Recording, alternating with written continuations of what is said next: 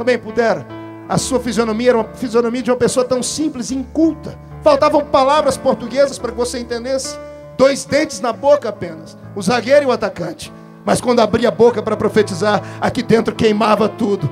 E o Senhor dizia: eu vou te fazer passar por outro lugar, eu vou te fazer passar por cima do oceano, eu te levarei à minha terra. E hoje você está aqui.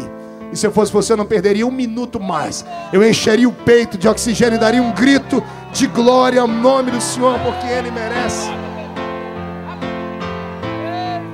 Daí em diante, posso imaginar o salmista do Salmo 137, lembrando a história do seu povo, de Abraão, Isaac, de Isaac, Jacó, de Jacó, 12 tribos, cada uma delas representada por um filho, e um desses filhos era diferente de todos os outros 11. Era diferente porque tinha um coração do tamanho do coração do pai.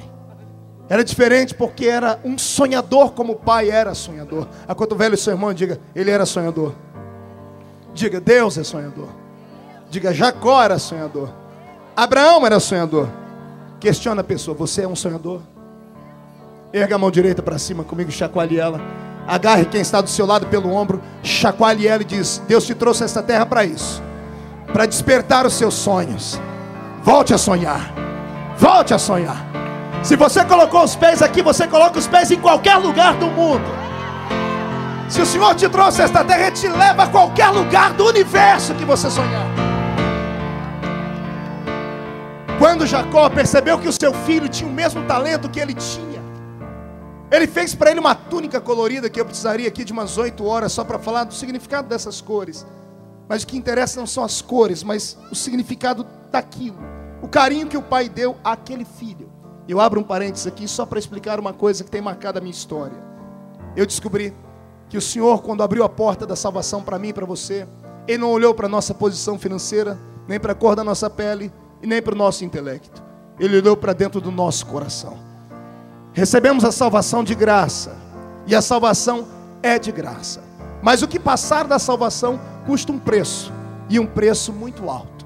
Os nossos sonhos, quanto maiores eles, maior será o preço que deveremos pagar por eles. Então, sonhe e ouse sonhar, mas cuidado. Não deixe ninguém roubar os seus sonhos. Não deixe ninguém se contrapor entre você e os projetos que Deus plantou no seu coração. Porque aquilo que Ele plantou no seu coração não tem demônio no inferno, não tem anjo no céu e nem homem na terra que arranque daí de dentro.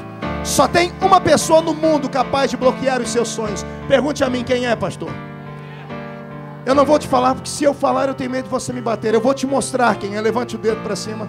Para onde eu apontar o meu dedo, você aponte o seu. Eu vou lhe mostrar quem é que pode impedir você de realizar os seus sonhos. Acompanhe-me com o seu dedo, acompanhe-me. Eu vou lhe mostrar quem é que pode tirar de você os seus sonhos. O que eu fizer, faça.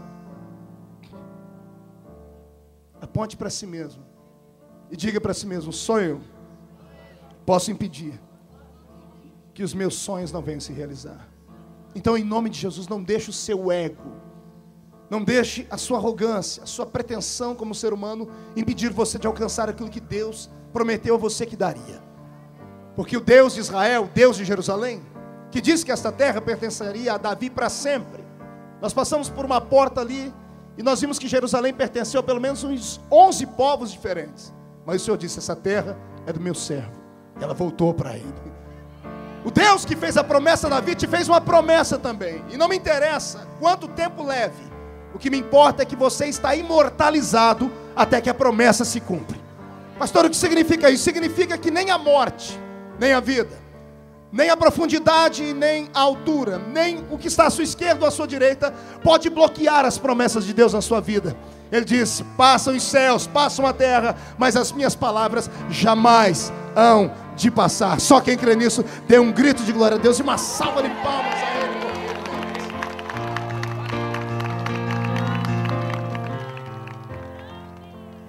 Deus prometeu e Ele cumpriu. O filho da túnica colorida, que era José, foi humilhado, foi vendido, revendido, trucidado, destruído por dentro. De repente 2 anos se passaram e ele está no calabouço de um palácio. 2 anos esquecido, em uma masmorra que não tinha luz. 2 anos já eram suficientes para ele estar quase morto com uma tuberculose no seu peito. 2 anos sem ver a luz do sol, comendo da lavagem do Egito. bebendo de uma água suja do Nilo. Ele estava com a sua vida quase apodrecendo. E ainda tendo sido preso, acusado de assediar sexualmente falando uma mulher. Poderia alguém olhar para ele e dizer assim: esse homem deve ter feito coisas erradas, porque Deus parece ter abandonado ele. 2 anos depois, um tumulto em cima do palácio, e alguém entra correndo por aquelas masmorras, e diz assim: onde é que está o homem chamado José? José se apresenta e dizem a ele: ampare a sua barba, faça ela, porque você vai falar com o faraó. Quando o faraó olha para a cara de José e diz a ele: me disseram que você tem o dom de revelar sonhos. José poderia simplesmente ter negado o seu Deus, voltado para a masmorra e morrer. Poderia ter dito: Deus me abandonou, não farei nada por ele. Pelo contrário, não fez isso. Encheu o peito de ar, olhou para o faraó e disse: eu não posso, mas o Deus a quem eu sirvo, o Deus a quem eu sirvo, esse pode realizar todos os sonhos. José explica para Faraó o que ele tem que fazer para que o mundo não morra de fome. O Faraó olha para ele e diz assim: olha, já tenho alguém que vai me ajudar nessa empreitada, que será o meu primeiro-ministro, o ministro da fazenda do Egito.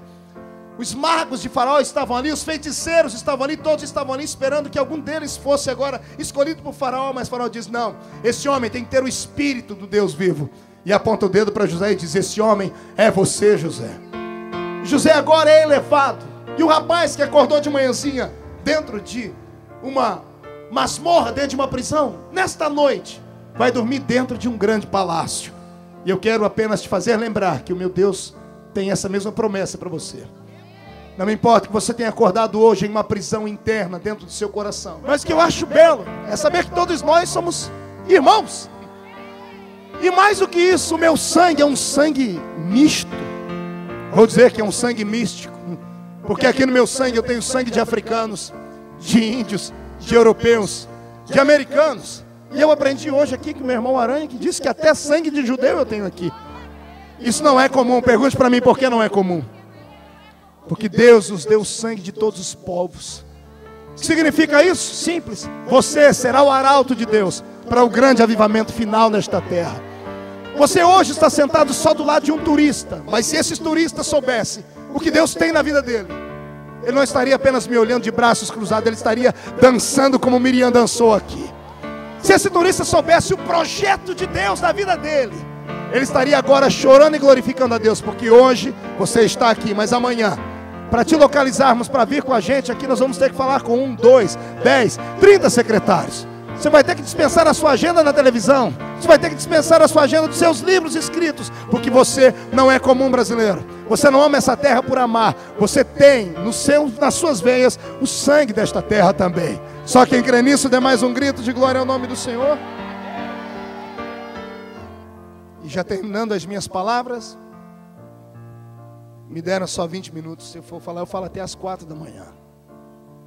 E eu encontro agora o salmista do Salmo 137, se lembrando da forma como Deus os arrancou do Egito. Porque depois de 430 anos preso naquele ambiente, o Senhor Deus levantou alguém que pudesse arrancá-los de lá. Estou falando de Moisés. Estou dando aqui um breve relato da história de toda esta terra.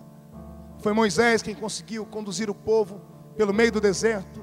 E é claro que a investida dele não foi tão bem sucedida como ele esperava. Um pastor que tirou 2.710.000 pessoas do Egito, com destino a Canaã, conseguiu fazer entrar apenas 2 daquelas almas.